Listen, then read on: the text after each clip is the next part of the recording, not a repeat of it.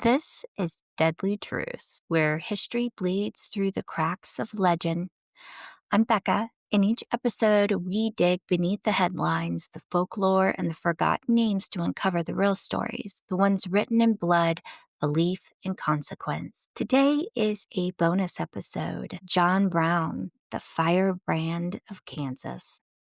A man who believed freedom was worth killing for and dying for.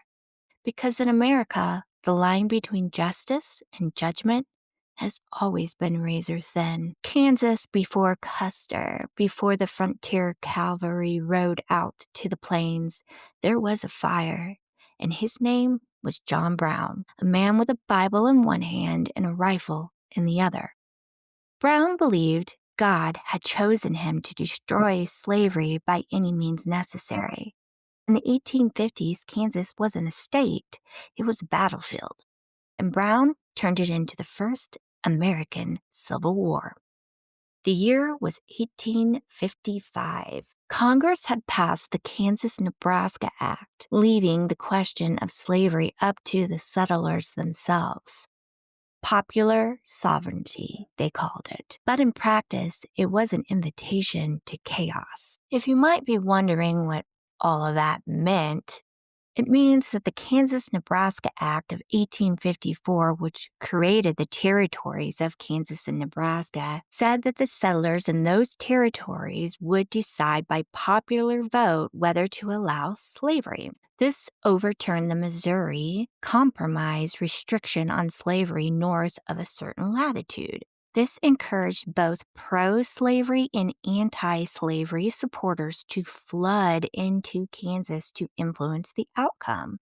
Pro-slavery border ruffians from neighboring Missouri crossed into Kansas to vote illegally, intimidate settlers, and take part in violence. Anti-slavery, which were called the Free Staters, resisted, sometimes with force. 1856, a pro-slavery mob attacked Lawrence, Kansas. That event is often seen as one of the sparks that gave the name Bleeding Kansas reality. In retaliation, John Brown and his followers carried out the Pottawatomie Massacre, killing several pro-slavery settlers, which we'll get into more details here soon.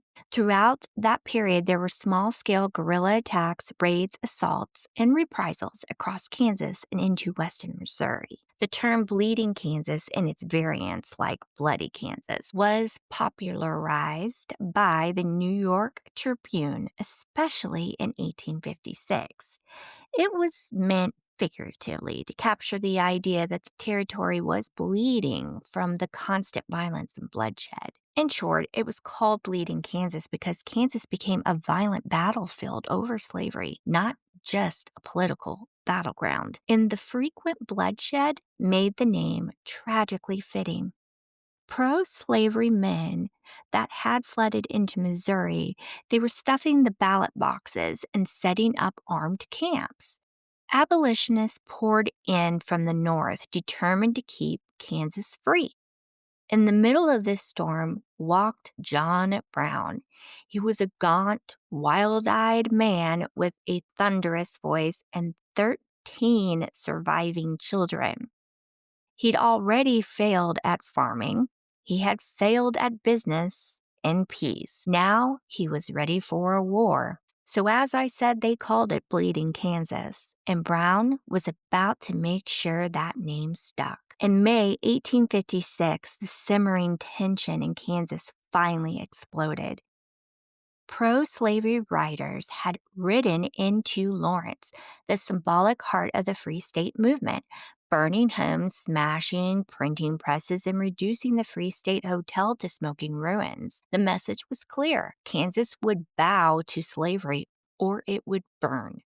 John Brown heard the news and broke.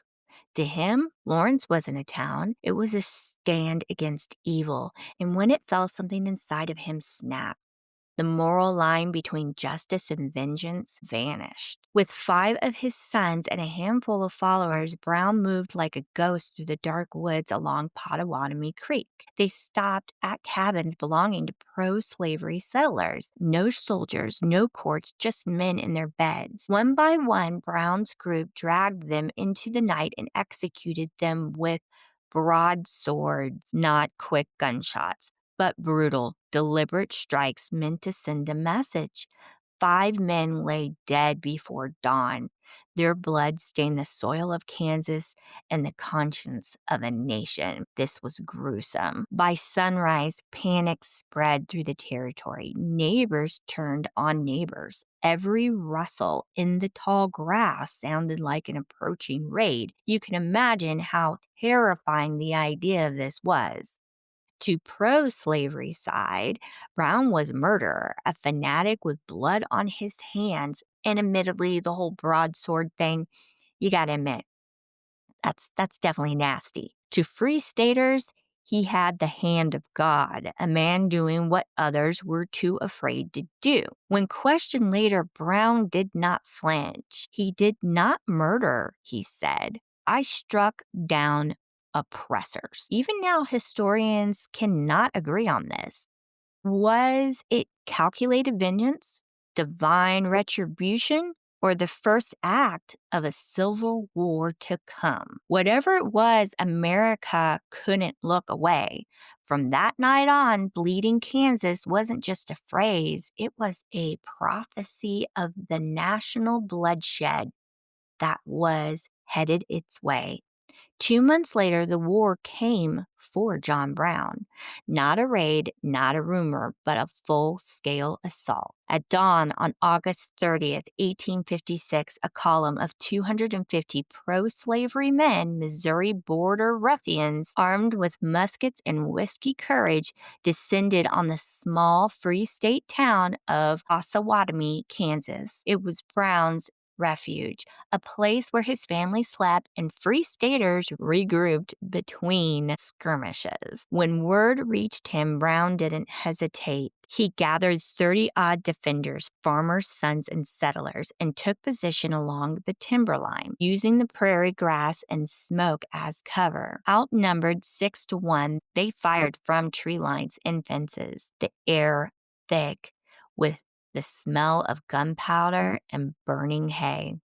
Brown's son, Frederick, just 20 years old, fell early in the fight, shot through the heart while calling out a warning. Brown knelt beside his dying boy for only a moment. Then he rose, rifle in hand, and he kept firing. By noon, the defenders were overrun. Osawatomie burned, homes, stores, even the church was reduced to ash. Livestock scattered, wagons overturned, the streets littered with bodies and smoke. Brown's men retreated into the woods, beaten but not broken. But in losing, Brown won something far greater than a battle. The story of his defiance spread east farther than the flames that had destroyed that town. Newspapers called him Osawatomie Brown, the frontier avenger, the man who fought impossible odds for freedom's cause. In taverns and churches and drawing rooms back east, people whispered his name. To some, he was a fanatic who brought war to Kansas. To others, he was the first soldier of a holy crusade. Either way, John Brown was no longer just a man. He had crossed that invisible line where history ends and legend begins, a myth in motion, forged in fire and lost on the Kansas plains. Kansas had been the testing ground, the place where John Brown learned what America was capable of when conscience met violence. He'd seen how fast neighbors could become executioners, how politics could rot into bloodshed, and how a nation pretending to debate morality could instead drown itself in it. By 1859, Brown's patience had turned to iron. He was done pleading, done waiting for Congress to argue morality while people remained in chains. To him, words had failed. Only action could redeem the country's soul. So he began to plan. In the shadows of safe houses and farmsteads, Brown gathered a band of 21 followers, men of conviction, both black and white, farmers, freemen, preachers, and dreamers. They trained in secret, mapped routes, and smuggled weapons. To Brown, it wasn't a rebellion, it was deliverance. Their target was the federal arsenal at Harpers Ferry, Virginia, a massive stockpile of rifles and ammunition. His vision was radical and terrifying: seize the weapons, arm enslaved men and women, and ignite a nationwide uprising. On the night of October 16, 1859, they struck. The raid was swift at first. The bridge taken, guards captured, telegraph lines cut, but the revolt he dreamed of never came. No great tide of enslaved rose to join him. Instead, townspeople surrounded the armory. Trains were stopped and the militia called. By dawn, Brown and his men were trapped inside the engine house, trading gunfire as the walls closed in. 36 hours later, it was over. A detachment of U.S. Marines led by a rising officer named Robert E. Lee stormed the building. Brown was battered, bleeding, and captured alive. 10 of his men were dead, including 2 of his sons. When the smoke cleared, the raid was a failure. But in the quiet that followed, it became something else, a spark in the national tinderbox. Brown stood trial for treason against Virginia. He refused to beg for mercy. Instead, he spoke with calm conviction. If it is deemed necessary that I should forfeit my life for the furtherance of the ends of justice, so let it be done. He was sentenced to hang, but even in defeat, Brown's words thundered louder than any cannon, because America wasn't just watching, it was listening. When John Brown walked to the gallows on December 2nd, 1859, he didn't tremble. He walked with the calm of a man who believed the outcome had already been written, not in a courtroom, but in the pages of destiny. He handed his jailer a scrap of paper with his final words written in a steady hand. I am now quite certain that the crimes of this guilty land will never be purged away, but with blood. It was prophecy disguised as farewell. Less than 2 years later, the Civil War begun, and Brown's words rang like a bell tolling from the grave. Union soldiers would later march to a song that carried his name. John Brown's body lies a mouldering in the grave, a funeral hymn turned battle cry. In death, Brown became what he never fully was in life, a symbol too powerful to silence. Today, historians, of course, as I said, cannot agree on him. Was he a murderer or a martyr, a madman or a messiah? The truth lives somewhere in between, in that uneasy space where righteousness blurs into fanaticism.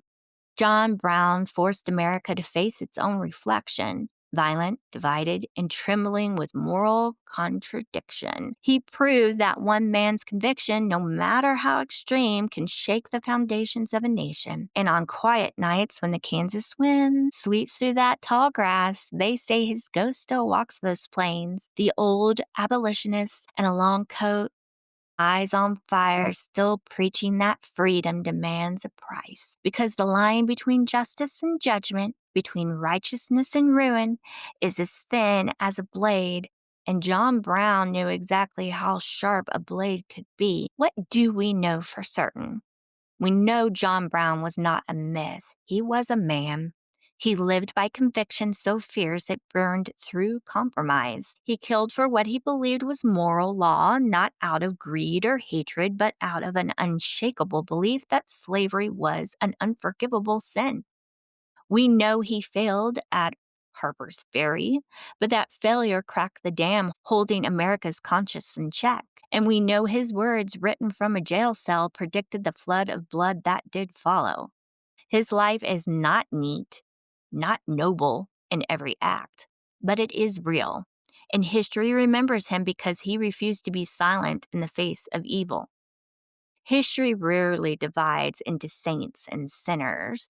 John Brown reminds us that righteousness can wear the same face as an extremist, and that violence, even when driven by justice, always leave a very dark shadow to examine. We've learned that revolutions are never clean. They start in gray areas in the moral fog where faith, anger, and desperation mix. That sometimes one person's act of defiance can change not just a nation's politics, but its very identity. We should remember that America's great moral battles did not begin or end with laws. They began with people who refused to accept injustice as normal. John Brown forced the country to confront its own hypocrisy, to see that freedom built on slavery was never freedom at all. He reminds us that courage and conviction are powerful forces, but they demand responsibility, because when belief becomes fire, it can purify or it can consume. And that's the legacy of John Brown. It's not just the man who fought for freedom, the warning he left behind